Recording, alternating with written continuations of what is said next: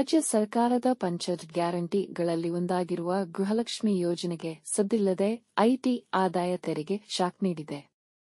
ರಾಜ್ಯದಲ್ಲಿ 2 ಲಕ್ಷಕ್ಕೂ ಅಧಿಕ ಮಹಿಳೆಯರಿಗೆ ಇನ್ನು ಮುಂದೆ ಗೃಹಲಕ್ಷ್ಮಿ ಹಣ ಸಿಗಲ್ಲ.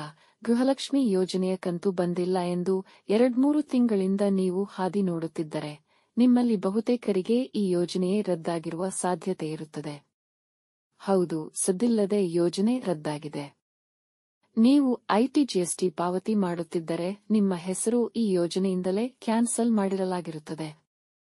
ಇದನ್ನು ಖಚಿತಪಡಿಸಿಕೊಳ್ಳಬೇಕಾದರೆ ನೀವು ಮಹಿಳಾ ಮತ್ತು ಮಕ್ಕಳ ಅಭಿವೃದ್ಧಿ ಇಲಾಖೆಗೆ ಭೇಟಿ ನೀಡಿದರೆ ಮಾಹಿತಿ ಸಿಗಲಿದೆ. ನಮ್ಮ ಚಾನೆಲ್ನ ಎಲ್ಲ ಅಪ್ಡೇಟ್ಸ್ಗಳನ್ನು ತಿಳಿದುಕೊಳ್ಳಲು ನಮ್ಮ ಚಾನೆಲ್ ಅನ್ನು ಲೈಕ್, ಶೇರ್ ಮತ್ತು ಸಬ್ಸ್ಕ್ರೈಬ್ ಮಾಡಿ. ಧನ್ಯವಾದಗಳು.